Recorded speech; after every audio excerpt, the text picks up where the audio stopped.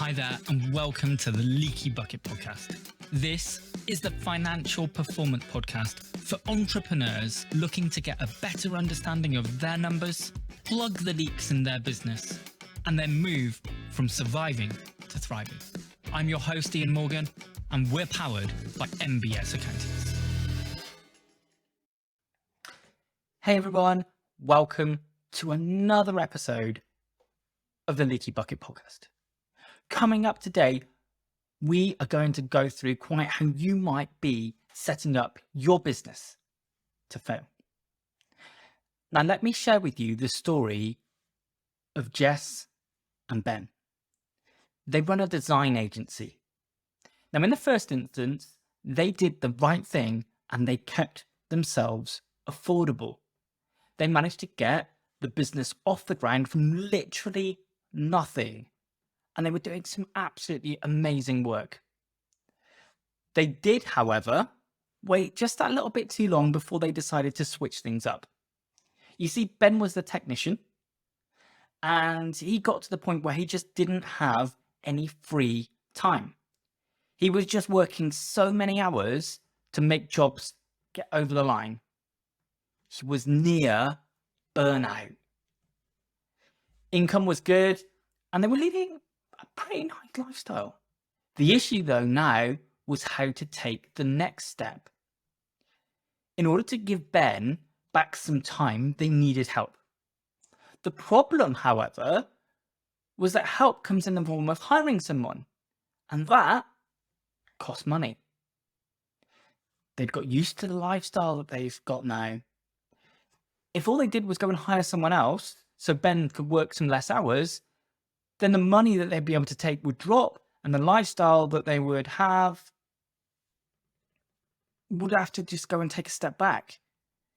There would be no real way to grow and improve it again without Ben working some more. So it seems like a vicious circle, yeah? One that probably sounds familiar. So here's what we did. In my view, there's 3 ways in which you can win clients. They're through pricing, through convenience, and through the quality of what you deliver. Now, you simply can't have all 3. However much you might think it's possible, it's simply not possible in the long term over multiple clients. Cracks will start to appear and things will start to go wrong in multiple areas, potentially with catastrophic results. Just think about it.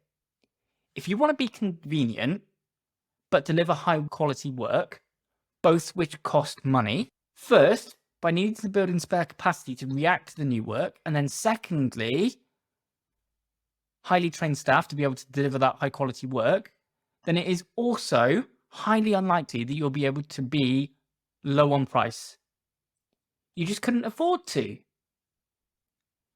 You should have one major focus and one minor focus. Now, with Ben and Jess, we shifted the process to be all about high quality service and convenience.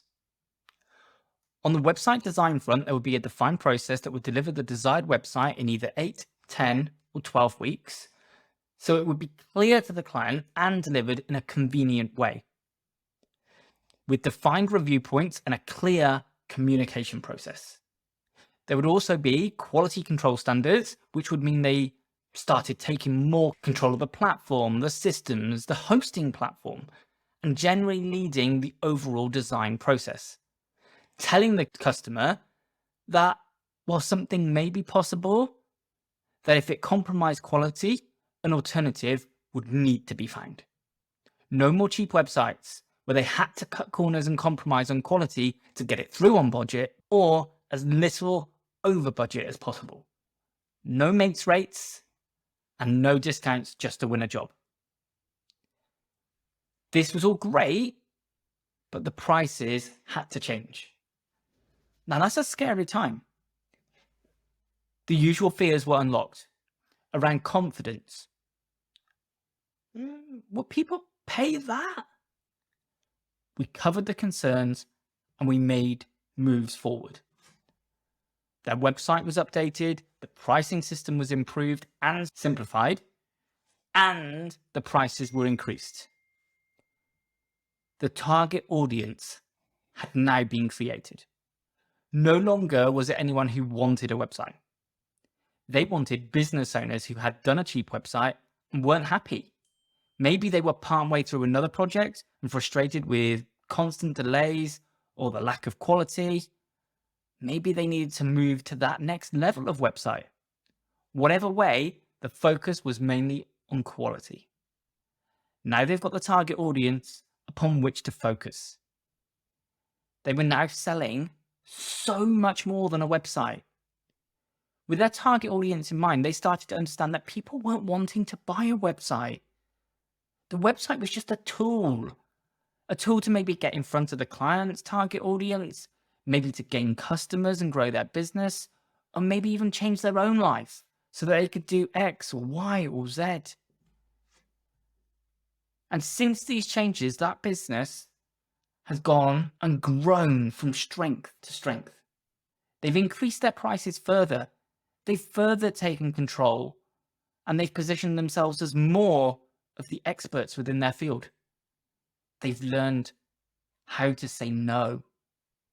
Ben is working far less hours, and the financials have improved from where they were before. Now, we haven't only done this with Ben and Jess, we've done this over multiple clients. And not just me either. Our team regularly do this too. The system isn't complex. It takes some deep thinking, which 80% of people just won't do. So my best advice, just sit yourself down and go and think about it. Are you on that journey to being overworked and underpaid? Maybe you're already there. What's most important to you? Is it the quality that you deliver? How convenient you are to your customers? Or how affordable you are to your customers? Just really think. Think about it all. If you could really be one of those things only, what would it be? And it doesn't really matter which one it is. There isn't a right or a wrong answer. It's more about being aware of it and then aligning yourself to it. You see, if you want to make yourself move from surviving to thriving, you need to take control. You need to be clear about who you do and don't want to work with. And then you need to be making all the right noises in the right places to the right people so that you really can excel and move to those next levels. Now, have you identified how you wish to be identified by your customers? How will you ensure that you stick to that? Now, I'd love to continue the conversation. Look me up on social media. Come and join my Facebook group of like-minded business owners. It's called the Thriving Business Community. Come and let me know. What's going to be your major and your minor focus and why? What actions have or will you be taking to make sure that you identify as exactly that to your customers and your potential customers? Come and join me. Come and have the conversation. I'd love to carry on with it. Thanks so much for listening to this episode of the Leaky Bucket Podcast. I'd love it if you could spread the message by clicking subscribe and leaving a review. And if you want to find out more, you can also fill out our online financial health check scorecard to see where all the holes might be hiding in your bucket. Just head over to mbsaccountants.scoreup.com and you can also find the link in the show notes below. See you next time.